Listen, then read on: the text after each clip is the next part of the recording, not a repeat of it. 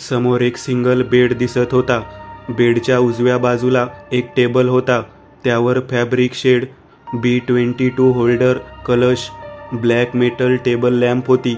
लॅम्पचा तपकिरी रंगाचा मंद प्रकाश खोलीत पसरला होता. बेडवर एक 10-12 वर्षाची गोंडस मुलगी अंगावर चादर ओढून झोपली होती.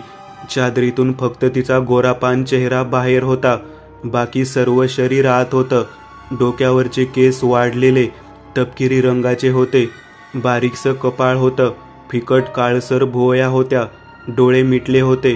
टोमॅटोसारखे गुळगुळीत गाल होते. बारीकसे लालसर ओठ होते. ह्या लहानशा पिल्लूचं नाव होतं रिअलमी मोहनलाल सक्सेना. तिच्या आईवडिलांबद्दल पुढे पाहूयातच. सध्या रिलमियाकडे पाहूयात. भिंतीवर लटकवलेला घड्याळ, त्यात 12 वाजले आणि तेवढ्यात दोन्ही टोलही वाजले. टन. थंडगार स्मशान शांततेत बंगल्याबाहेर सुद्धा हा आवाज घुमला होता. कंपाऊंड मधोमध असलेला गेट जरा बाजूलाच वॉचमन पेंगत बसला होता.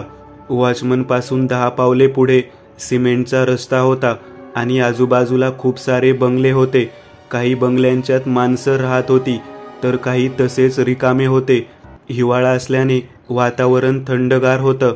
अवतीभोवती शुभ्र चकचकत्या पारदर्शक धुक्याचा पडदा उभा राहू लागला होता. रस्त्यावरच कुठेतरी रात्रीची भटकी कुत्री गळा फाडून विवळत होती. थंडगार हवेने तो विवळ रडण्याचा आवाज दूर दूरपर्यंत पोहोचत होता. खुर्चीवर पेंगत बसलेला वॉचमन कुत्र्यांच्या विवळण्याच्या आवाजाने त्याची झोप मोड झाली. डाव्या हाताने डावा डोळा चोळत जांभाई देत वॉचमन जागेवरून उठला. समोर पाहताच वॉचमन जरासा दचकलाच. वॉचमन समोर 4 पावलांवर एक हाडकुळ्या देहाचा म्हातारा मौलाना उभा होता. अंगावर फुलबाह्यांचा काळ्या रंगाचा कुर्ता जो गुडघ्यापर्यंत येत होता. पायात एक सफेद रंगाचा पायजमा होता. डोक्यावर काळ्या रंगाची गांधी टोपी होती. वय जेमतेम 80-90च्या आसपास असावं, कारण त्या पांढऱ्या चेहऱ्यावर सुरकुत्या होत्या. बिनभुवयांच्या डोळ्यांची बुबळे खोल गेली होती. दोन्ही गालांवर वाढलेली तपकिरी रंगाची दाढी होती आणि खाली हानवटीवर सुद्धा बकऱ्यासारखी टोकदार दाढी होती. वॉचमनने जरा निरखून पाहिलं. डोळ्याचा रंग घारा चिंचोळा होता आणि ती घारी चिंचोळी थंड नजर एकटक वॉचमनलाच पाहत होती. वातावरणात कमालीचा गारठा जाणवत होता आणि अशा गारठ्यात हा वयस्क म्हातारा मौलाना उभा होता.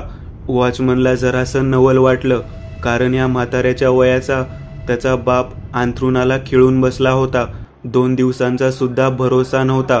मग या इतक्या थंडीत हा मौलाना कसं उभं राहू शकतो, तेही बिना कुडकुडता. काय ओ बाबा, इतनी रात को काय करता इथं? वॉचमनने विचारलं. त्याच्या त्या वाक्यावर त्या म्हाताऱ्या मौलानाच्या कोरड्या काळसर ओठांची हालचाल झाली व एक घोगरा आवाज बाहेर पडला. बिडी आहे का? त्या म्हाताऱ्याचा मौलानाचा तो आवाज ऐकून वॉचमनची जराशी फाटली. कारणही तसंच होतं. 80-90 वयाचा म्हातारा इतक्या घोगऱ्या आवाजात भले कसं बोलू शकतो? वॉचमनने पॅन्टच्या खिशातून विडीचं बंडल काढलं. किती देऊ? वॉचमन म्हणाला. पण म्हातारा मौलाना मात्र थंड नजरेनेच त्याच्याकडे पाहत होता. वॉचमनने बंडलमधून एक विडी काढली. म्हाताऱ्यासमोर धरली. म्हाताऱ्याच्या चेहऱ्यावर अद्याप शून्य भाव होते. यंत्रवतपणे तो वाळलेला हाडाचा हात वर आला तेव्हा वॉचमनला त्या हाताचा तो काळशार धारधार फेंगड्या नखांचा पंजा दिसला. वॉचमनने भीतच औंढा गिळला. म्हाताऱ्याने विडी हातात घेतली. माचीस देऊ का? वॉचमनचा आवाज. म्हातारा काहीच म्हणाला. थांबा, मी पेटूनच देतो काडी.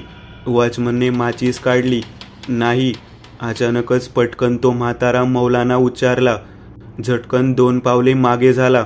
त्याच्या ह्या क्रियेने वॉचमन जरासा धक्का बसल्यागत त्याच्याकडे पाहत होता, कारण म्हाताऱ्या मौलानाचं ते वागणं जरा विलक्षणच होतं.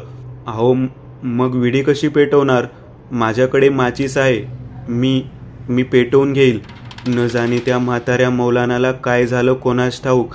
ताडताड तरण्या बाण माणसासारखा मोठमोठ्या ढेंगा टाकत तो धुक्याने वेढलेल्या वाटेने निघून गेला. पण जाताना त्याने थांबून एक कटाक्ष रिअलमीच्या खोलीच्या दिशेने टाकला होता आणि त्याच्या काळसर ओठांवर एक छन्नी हास्य पसरलं होतं. छानशी सुंदर मनमोहित करणारी शुभ सकाळ झाली होती. पांढऱ्या आकाशातल्या दुधाळ ढगांमधून पाखरे चिवचिवाट करत उडताना दिसत होती. एक दुमजली बंगला दिमाखात उभा दिसत होता. बंगल्याच्या चारही बाजूंनी कंपाऊंडची भक्कम बांधणीची भिंत होती. कंपाऊंडच्या मधोमध एक 2 झापांचं लोखंडी गेट दिसत होतं. गेटच्या पुढ्यातच कालच तो वॉचमन प्लास्टिकच्या खुर्चीत तसाच बसला होता. रात्रभराच्या जागरणाने त्याच्या डोळ्यांवर कमालीची झोप आलेली दिसत होती. डोळे जरासे लालसर झालेले दिसत होते. गेटमधून आत प्रवेश करताच प्रथम हिरव्यागार गवताचा मिनी गार्डन लागत असे. गार्डनमधलं हिरवं गवत 2 इंच वाढलेलं होतं. बंगल्याचा चॉकलेटी रंगाचा दरवाजा बंद दिसत होता. बंगल्याच्या गेटबाहेर वॉचमन खुर्चीत बसलेला. रिअलमीची खोली. त्या चौकोनी बेडवर अंगावर चादर ओढून रिअलमी झोपली होती. तिचा गोरापान चेहरा, गोबरे गाल, मध्यम आकाराचं नाक, बारीकसं कपाळ आणि मध्यम तपकिरी रंगाचे केस हलकेच कपाळावर आले होते. निद्रेत तिचा तो गोलमटोल गोरापान चेहरा खूपच क्यूट दिसत होता. रिअलमीच्या डोक्यामागे उभं राहून पुढे पाहता भिंतीवर 6 फूट उंचीवर एक गोल घड्याळ अडकवलेलं दिसत होतं. घड्याळात तास काटा 6 अंकावर तर मिनिट काटा 40 या अंकावर होता आणि सेकंद काटा जागा बदलत वेगाने फिरत होता. खोलीत कमालीची शांतता होती. हलकासा गारवा जाणवत होता. रिअलमी गाढ निद्रेत होती. तिच्या बंद पापण्यांवर काही चित्र तरळताना दिसत होती. जणू ते स्वप्न असावं जे रिअलमी पाहत होती. टन टन टोल पडल्याचा आवाज झाला. खोलीतली झोपलेली शांतता डिवचली गेली आणि रिअलमीने खाडकन आपले डोळे उघडले. बावलीसारखे पाणीदार टपोरे डोळे, त्यात घारे बुबळ. रिअलमीने डोळे उघडताच समोर पाहिलं. घड्याळात 12 वाजले होते. रिअलमीने यंत्रवत हालचाल केली. आपल्या हातांनी अंगावरची चादर बाजूला सारली. कमरे इतकं शरीर हलकेच उचललं. तिच्या अंगावर एक हाफबाह्यांचा नाईट शर्ट होता. पायात सफेद रंगाची नाईट पॅन्ट होती. तेच पाय तिने खाली जमिनीवर ठेवले. जागेवर उभी राहिली. तिने समोर पाहिलं. समोर तपकिरी रंगाचे पडदे होते आणि त्याही पल्ल्यात काचेची खिडकी होती. रिअलमी चालत त्या खिडकीपाशी पोहोचली. एक हाताने तिने तपकिरी रंगाचे पडदे सर आवाज करत हलकेच बाजूला सारले आणि हलकेच खिडकी उघडली. काचेची एक झडप उघडताच पांढरट धुक्याची वाफ तिच्या अंगावर धावून आली. चेहऱ्यावरून धुकं बाजूला झालं. रिअलमीचा चेहरा तसाच होता, थंड, निर्विकार. त्यावर बाहुलीसारखे शून्य भाव होते. तिने आपल्या टपोऱ्या डोळ्यांनी बाहेर पाहिलं. रस्त्यांवर पिवळसर दिवे पेटले होते. त्याचा लखलखाट दिसत होता, पण त्या बेसूर पिवळ्या प्रकाशात माणसांची वर्दळ नव्हती, तर गडद पांढरं धुकं रस्त्यांवरून चौफेर पसरलेलं होतं. रिअलमीच्या खिडकीपासून 15 फुटांवर बंगल्याची छोटीशी बाग होती. बागेपुढे 8 फूट उंचीचं कंपाऊंड होतं. त्या कंपाऊंडची काळसर सावली झाड अंधारात सोडून गेली होती. रिअलमीच्या थंडगार नजरेला काहीतरी दिसू लागलं. रस्त्यावर असलेल्या खांबावरच्या पिवळ्या प्रकाशातून एक हिरव्या रंगाचा झब्बा घातलेली काटकुळ्या देहाची म्हातारी आकृती पुढे पुढे चालत निघालीये. धुक्यातून चालताना तिचा ढोपऱ्यापर्यंतचा भाग पूर्णतः धुक्यात बुडाला आहे आणि असं वाटतं की ती त्या धुक्यातून चालत नाही, तर एका अदृश्य अमानवीय शक्तीमार्फत हवेत तरंगत पुढे पुढे सरकतीये. दुरून तो हिरवट आकार दिव्यांच्या प्रकाशात वेगाने अंतर कापत पुढे पुढे येत होता. ती आकृती जसं पिवळसर प्रकाशातून जात पुढे पास होत होती, तसा मागचा दिवा झपकन विझत होता आणि मार्ग गडद काळोखी विवरात बुडत होता. मग एक उजव्या बाजूचं वळण आलं आणि मग ते ध्यान हवेतल्या हवेतच पूर्णतः शरीर काठीसारखं ताट ठेवत वळलं आणि रिअलमीच्या बंगल्याच्या जवळ असलेल्या खांबाच्या उजेडातून पुढे चालत गेलं.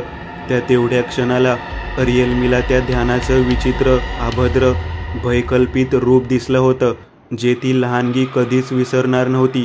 जे एकंदरीत तिच्या बाळमनावर ते हिडीस रूप कोरलं गेलं होतं. त्याचा चेहरा उभट होता. हनवटी काट्यासारखी टोकदार होती. नाक चेटकी होतं, लांबट होतं, गालाचं मांस सुकलं होतं, पोकळ झाला होता, आतले हाड दिसत होते, ओठ सुकलेले होते, काळसर काळपट होते, डोळ्यांची बुबळे एका विक्षिप्त आसुरी आनंदाने लालसर, विषारी, धगधगत्या लाव्यासारखी चकाकत होती आणि डोळ्यांभोवताली गडद काळसर सर्कल्स होते. मोठमोठाले हात खाली सोडले होते. हातांची बोट सडसडीत लांबसट होती. त्यांना काळीशार पोलादी नख होती. पूर्णतः चेहऱ्यावरची स्किन थंडगार व्हाईट होती. मुर्दाघरात 1-2 आठवडे बर्फाच्या लादीवर बेवारस झोपलेलं प्रेत कसं दिसतं, तसेच रिअलमीने ते भयंकर अवतार पाहताच तिचे श्वास कमालीचे वाढले होते. टपोऱ्या डोळ्यांची बुबळे आधीच मोठी होती, त्यात विस्फारल्यावर अजूनच मोठी झाली आणि भयानक दिसू लागली. तिचा तोंडाचा आवासला होता. तो म्हातारा मौलाना ते पिशाची ध्यान तसंच उजेडातून पुढे निघून गेलं आणि मागचा पिवळसर दिवा झपकन विझला. चहूदिशेना काळोख मातला. त्याच अंधारात रिअलमीच्या कानावर अचानक ती पूर्णतः अंगभर आत्मा कापवणारी भयंकर वेदना मिश्रित ओळखीची आर्तस्वरातली किंकाळी पडली. रावजीची किंकाळी. रावजी काका. रिअलमीच्या गोऱ्यापान चेहऱ्यावर 12 वाजले होते. भीतीच्या छायेने चेहरा घामेजला गेला होता. रावजी काका, रावजी काका. एकापाठोपाठ तिच्या तोंडून तीच हाक, तोच वाक्य रिपीट होत होतं. तोच तिच्या कानांवर एक आवाज ऐकू येऊ लागला. रियू, रियू, बाळा काय बरळतीयेस हे? रिअलमीच्या अंत इंद्रियांना एक संदेश मिळू लागला. चेतातंतू स्मृतीपटलाला एक झटका बसला. तिने खाडकन डोळे उघडले. तिच्या डोळ्यांसमोर मीनाक्षी तिची मम्मा उभी होती आणि तिच्या मम्माच्या चेहऱ्यावर काळजीच्या छटा होत्या. मम्मा, रावजी काका. रिअलमी बेडवरून खाडकन उठली. स्वप्नात पाहिल्याप्रमाणे बाजूलाच खोलीची खिडकी होती, पण मीनाक्षीने तिचे तपकिरी मोठाले पडदे बाजूला सारून ती उघडली होती. त्याच उघड्या खिडकीतून सूर्याचे कवडसे आत येत होते. खोली पूर्णतः प्रकाशाने उजळली होती. रिअलमी तिच्या बारीकशा पावलांनी दुडूदुडू धावत खिडकीपाशी पोहोचली. उघड्या खिडकीतून तिने समोर पाहिलं तसं तिला दिसलं. सिमेंट कॉन्क्रीटच्या रस्त्यावर एक रिक्षा थांबली होती आणि त्या रिक्षेत रावजी झटकन चढला होता. ती तिला आवाज देणार तेवढ्यात रिक्षा तिथून फटफट आवाज करत निघून गेली होती. रस्त्यावरून खिडकीत उभी पिंजारलेल्या केसांची रिअलमी मात्र तशीच त्या रिक्षाला पुढे पुढे जाताना पाहत होती. तिला रावजी काकांच्या जीवाला कुठेतरी धोका आहे असं जाणवत होतं. रियू, बाळा काय झालं? मीनाक्षीपासून 5 पावलं पुढे रिअलमी पाठमोऱ्या अवस्थेत खिडकीपाशी उभी होती. तिच्या मम्माचा आवाज ऐकून तिने मागे वळून पाहिलं. तिच्या चेहऱ्यावर कसलेच भाव नव्हते. नजरेत अनोळखी इस्माकडे पाहावं तसे भाव होते आणि त्याच नजरेने रिअलमी तिच्या मम्माकडे पाहत होती.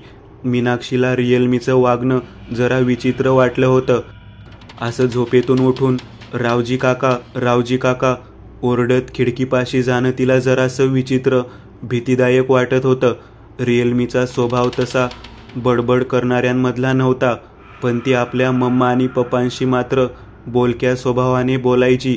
बोलताना तिच्या टपोऱ्या डोळ्यांच्या पापण्या फडफड करत फडफडायच्या. पण आता ह्या क्षणाला तिची नजर जणू काचेची झाली होती. ते टपोरे डोळे एकटक मीनाक्षीवर खिळले होते. रियू, बाळा काय झालं? मीनाक्षी असं म्हणतच घाईघाईत पुढे आली. तिने रिअलमीच्या गळ्यावर हात ठेवला.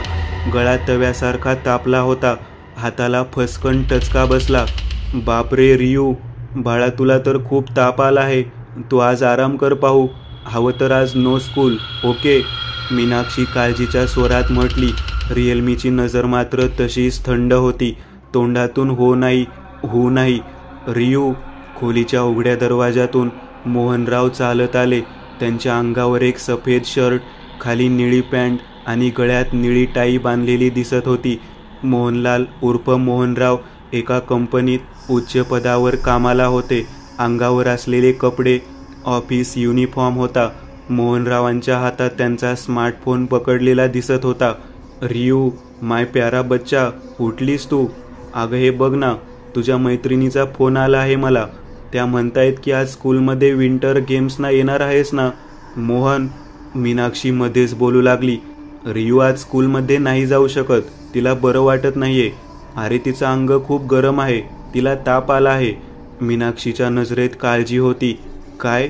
मोहनराव काळजीपूर्वक स्वरात पटकन म्हणाले. त्यांनी लागलीच रिअलमीच्या गळ्याला हात लावला. तेवढ्यात एक अनाकलनीय क्रिया घडली. मोहनरावांच्या हाताला बांधलेला दैवी गोंडा हलकेत चकाकला आणि त्याच क्षणी रिअलमीच्या सर्व शरीराला एक हलकासा झटका बसला. तिच्या निर्जीव चेहऱ्यावरचे भाव झटकन बदलले. त्यात अस्तित्व दिसू लागलं, ओळख दिसू लागली. मम्मा. अचानकच रिअलमीचा आवाज आला. मला कुठे काय झालंय? I am fine now. Realme तिच्या लहानग्या गोड स्वरात म्हणाली. मीनाक्षी, रियू एकदम नॉर्मल आहे. तिचं अंग एवढंही गरम नाहीये आणि थंडीच्या दिवसात हे नॉर्मल आहे. मोहनराव म्हटले. काय? मीनाक्षीने आश्चर्यकारक अविश्वसनीय नजरेने मोहनरावांकडे पाहिलं. मग ती हळूच पुढे आली. तिने हाताचा तळवा रिअलमीच्या गळ्याभोवती लावून तपासलं. काही वेळा अगोदर रिअलमीचं अंग भट्टीसारखं तापलं होतं. हाताला तर चटका बसला होता. मग हे असं अचानक पारा कमी कसं काय व्हावं की आपल्याला भास झाला असावं? छे, भास तर डोळ्यांना होतात ना. आपण तर स्पर्श केलं होतं आणि हाताला तो गरम चटका बसला होता. मीनाक्षी स्वतःच्याच विचारात हरवली होती. रियू, माय बच्चा, यू ओके? मोहनरावांनी रिअलमीला विचारलं. यस पप्पा. ती टपोऱ्या डोळ्यांच्या भोया मोठ्या करत, खालचा ओठ वरच्या दातांनी चावत कट रिॲक्शन देत म्हणाली. बरं. मग काहीतरी लक्षात आल्यासारखं करत त्यांनी हातातला फोन रिअलमीकडे सोपवला आणि हळूच मीनाक्षीजवळ चालत आले. मीना. मोहनरावांनी तिला हाक दिली. तिच्या खांद्यावर हलकेच दोन्ही हात ठेवले. हे बघ, जास्त विचार करू नकोस. थंडीच्या सीझनमध्ये अंग तापणं नॉर्मल आहे. अरे पण तिचं अंग इतकं तापलं होतं की माझ्या हाताला चटका बसला. ओके ओके, आपण एक काम करूयात. आज मी ऑफिसवरून आलो की रियाला घेऊन डॉक्टरांकडे जाऊयात, ठीक आहे? मोहनरावांनी मीनाक्षीच्या खांद्यावर दोन्ही हात तसेच ठेवले होते. त्यांनी हळूच डोकं पुढे आणलं. खुश, ते म्हणाले आणि मीनाक्षीने दोन्ही गालात हसत मान हलवली. अर्ध्या तासानंतर रिअलमी फ्रेश झाली. कपडे वगैरे घालून रूममधून खाली आली. डायनिंग टेबलवर तिच्या पप्पांसोबत नाश्ता करून मग तिच्या पप्पांसमवेतच रिअलमी शाळेत जायला निघाली.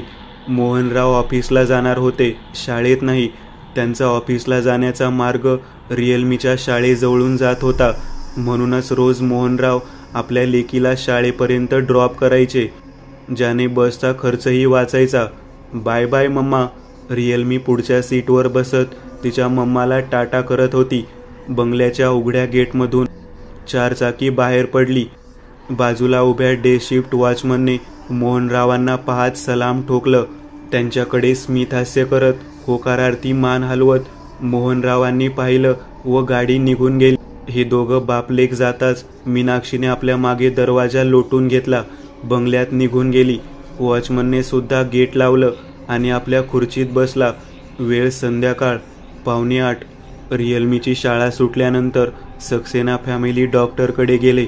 रिअलमीला चेक केल्यावर डॉक्टरांनी तिला काही गोळ्या दिल्या. डॉक्टरांची फी चुकती करून मोहनराव, मीनाक्षी, रिअलमी तिघेही दवाखान्यातून बाहेर पडले. ठरल्यानुसार आज तिघांनीही बाहेरच हॉटेलमध्ये जेवण.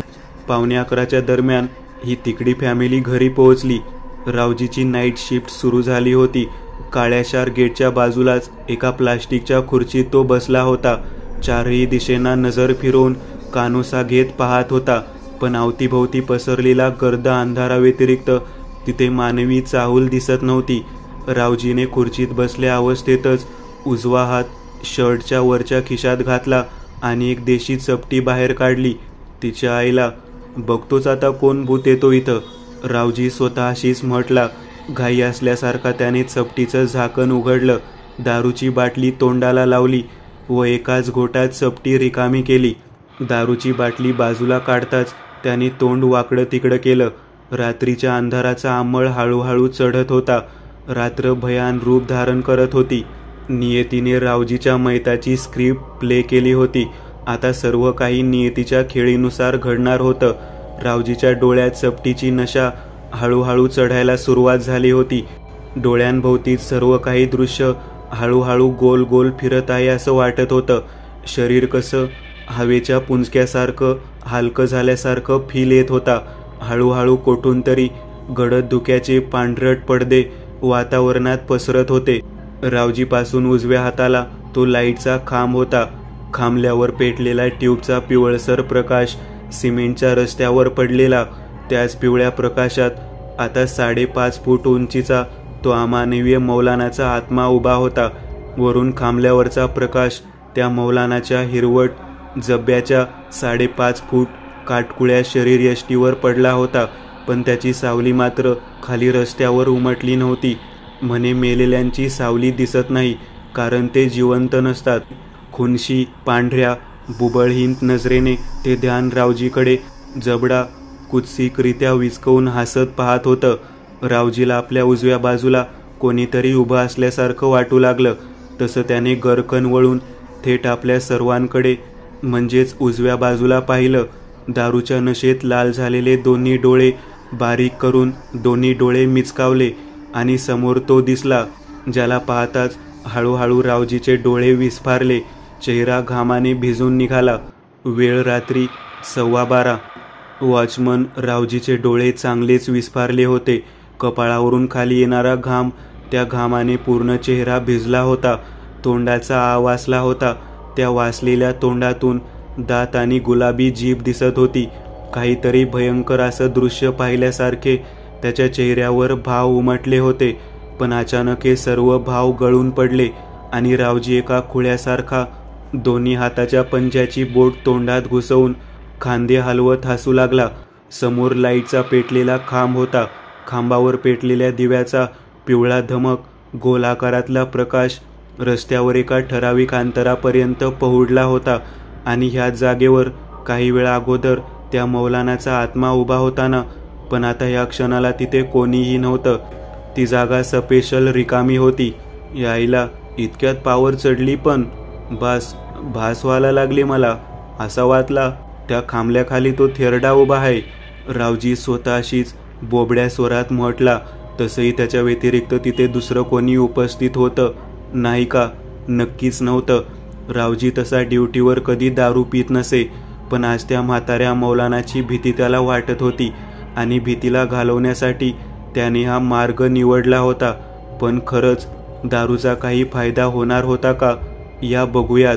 रात कीटकांची किरकिर सरत्या रातीचं मनोरंजन करत होती. आकाशात आताला आमोस्यासारखा काळोख पडला होता. नाही, आकाशात काळोख झाला नव्हता, तर पूर्णतः आकाशात काळेभोर ढग जमा झाले होते, ज्या ढगांनी चंद्राला आपल्या गर्भात गिळून टाकलं होतं. जर ह्या पृथ्वीवर लाईट नसती तर चहूदिशेंना अंधकाराचे साम्राज्य पसरले असते. पण लाईटमार्फत जळणाऱ्या प्रकाश यंत्रांनी तो काळोखी अंधकार मानवापासून दूर ठेवला होता. रावजीच्या अवतीभोवती खांबल्यावर जळणारे पिवळसर दिवे होते. त्यांचाच काय तो थोडाफार हाताखाली प्रकाश होता. नाहीतर गडद काळोखात एवढ्याला रावजीचा केव्हाचाच गेम झाला असता. त्या हैवानाने रावजीला अंधारात कोठून कशा प्रकारे उचलून फरफटत नेलं असतं त्याचा विचारच करवत नाही. रावजीला दारूचा चांगलाच अंमल चढला होता. डोळे जड झाले होते. दारूत असलेले विशिष्ट आम्ली पदार्थ, त्या पदार्थांचे कण मेंदूला चिटकले होते. खुर्चीवर बसल्या अवस्थेतच रावजी चांगलाच पाळण्यासारखा झुलू लागला होता. तेवढ्यात अचानक तो हलक्या स्वरातला शुष्कारण्याचा आवाज झाला. रावजीने तो आवाज ऐकला होता. खुर्चीवर बसल्या अवस्थेतच त्याने चारही बाजूंना वळून पाहिलं. त्याचे ते लालसर डोळे चारही दिशेंना फिरले. पण अंधारात बुडालेले ओसाड बंगले, खालचा सिमेंटचा निर्जन रस्ता, पांढरट धुकं आणि तो पिवळसर बल्बचा रस्त्यावर पडलेला प्रकाश, ह्या व्यतिरिक्त तिथे काहीही नव्हतं. मग आवाज नक्की आला होता तरी कुठून आला होता आवाज? की भास झाला होता? नाही, तो भास तर खासच नव्हता, कारण त्या आवाजानंतरच अजून एक आवाज आला. चिल्लर जमिनीवर पडल्यावर येतो तसा आवाज. रस्त्यावर पडलेल्या खांबल्याच्या उजेडाच्या पुढच्या काळोखी अंधारातून एक गोल रुपया एवढा सोन्याचा सिक्का चाकासारखा फिरत आला आणि त्याच सोन्याच्या सिक्क्यावर नाण्यावर रावजीची नजर गेली. रावजीची नजर पडताच तो सोन्याचा नाणा एका जागेवर गोल गोल भिंगत जमीनदोस्त झाला. रावजीच्या मनात त्या नाण्याविषयी जिज्ञासा निर्माण झाली. प्लास्टिकच्या खुर्चीवर बसलेला रावजी मोठ्या मेहनतीने खुर्चीवरून उठला आणि डुलत डुलत एका विशिष्ट पद्धतीने चालत त्या खांबल्यावर पेटलेल्या पिवळ्या बल्बच्या उजेडात आला. जागेवर उभा राहिला. रावजीची काळीशार सावली त्याच्या मागे रस्त्यावर पडली होती आणि त्याच्या 2 पावलांखाली रस्त्यावर तो पूर्णतः सोन्याचा नाणा पडलेला दिसत होता. बल्बच्या पिवळ्या रंगाच्या प्रकाशात तो सोन्याचा नाणाच चकाकत होता. त्या चकाकत्या उजेडाचा प्रकाश रावजीच्या डोळ्यात उमटला जात हव्यास लालसा उत्पन्न झालेली दिसत होती. दारूच्या नशेची मात्रा काही अंशी त्या लालसेने कमी झाली होती.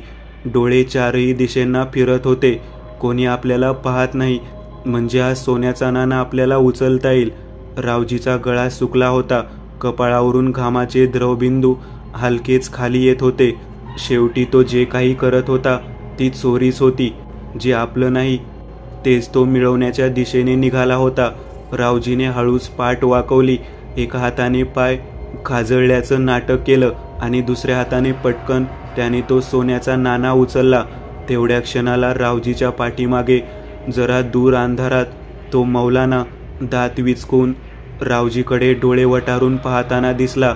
डोकं होकारार्थी हलवत तो मौलाना रावजीला पाहत होता. त्याच्या पूर्ण चेहऱ्यावर हिरव्या रंगाचा अमानवीय प्रकाश पसरलेला दिसत होता, ज्याचं ते ध्यान भयान दिसत होतं. नाणं उचलताच रावजी पटकन जागेवर उभा राहिला आणि त्याने गरकन वळून मागे पाहिलं. समोर पाहताच रावजी जरासा दचकलाच, कारण आता या क्षणाला रावजीच्या मागे कोणीतरी होतं. ती कालिदास मांजर होती. मांजर आहे हे पाहताच रावजीच्या जीवात जीव आला. थोडं रागही आला. ए हट हट तुझ्या. रावजीने स्वतःचे दोन्ही पाय जागेवर आपटले. मांजरीकडे पाहून खेकसला. ते पाळीव प्राणी रावजीचा रागीट स्वभाव पाहून लागली 4 पायांवर तुरू तुरू धावत तिथून पळालं. तसा मुठीत घट्ट पकडलेला तो सोन्याचं नाणं रावजीने चेहऱ्यासमोर आणला. पाहू लागला. रुपया एवढा सोन्याचा नाणा होता तो.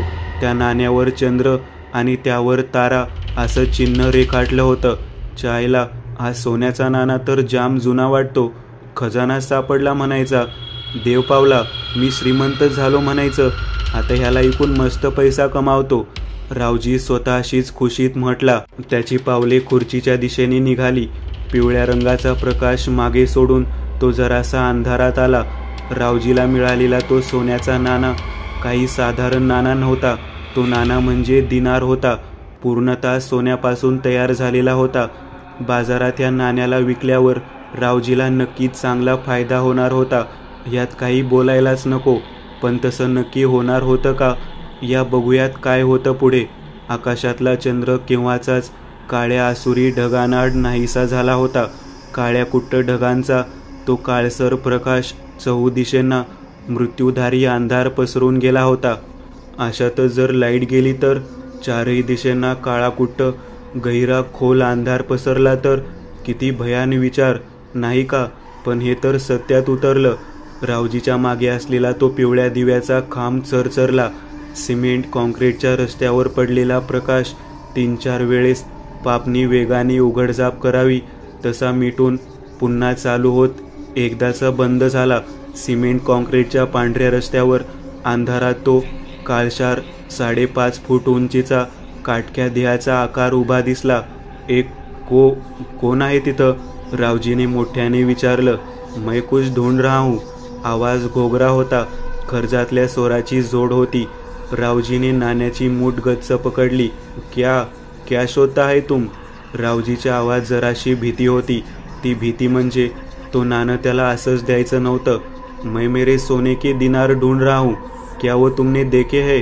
पुन्हा अंधारातून आवाज आला. तो काळशार आकार जागेवर कसलीही हालचाल न करता उभा होता. रावजीने ते वाक्य ऐकताच हातातला तो नाणा खिशात टाकला. नाही, हमने नहीं देखा. रावजी स्पष्टपणे खोटं बोलला. त्याच्या त्या वाक्यावर अंधारातून एक हलकासा गुरगुरण्याचा आवाज आला. जणू रावजी खोटं बोललेलं त्याला आवडलं नव्हतं. तुम झूठ बोल रहे हो और मुझे झूठों से सख्त नफरत है. मेरा दिनार तुम्हारे पास ही है. तुम्हारी होशियारी यही होगी की तुम उसे खुशी खुशी मुझे लौटा दो. अंधारातून पुन्हा तोच घोगरा आवाज आला. ए, माझ्याकडे नाहीये बाबा तुझा दिनार. जा इथून, नाहीतर नाही तो. रावजीच्या त्या वाक्यावर पटकन आलेलं प्रतिउत्तर. रावजीला ह्या वाक्यावर प्रतिउच्चार देणं जणू एक क्षण धोक्याचंच वाटलं. पण बात पैशाची होती. नाहीतर काय, काय करशील तू? रावजी जरासा घाबरतच उर्मट स्वरात म्हटला. रावजीच्या वाक्यावर अंधारात उभं ते त्याच्या त्या काळसर ओठांवर एक आसुरी हास्य उमटलं. जणू ह्याच इशाऱ्याची वाट ते अभद्र पाहत असावं. कारण अंधारात दिसणारा तो काळ्या आकृतीचा उभट काळसर आकार, त्या आकाराच्या चेहऱ्याच्या जागी 2 पिवळे जर्द डोळे चकाकले. रावजीच्या चेहऱ्यावर आश्चर्यचकित भाव पसरले होते. ते 2 पिवळे जर्द डोळे आणि त्यात असलेले ते काळसर टिपके पाहता समोर काहीतरी भलतंच उभं असल्याची चाहूल लावून जात होतं. अंधारात त्या आकृतीची हालचाल होऊ लागली, कारण ते पिवळसर डोळे हळूहळू पुढे येत होते.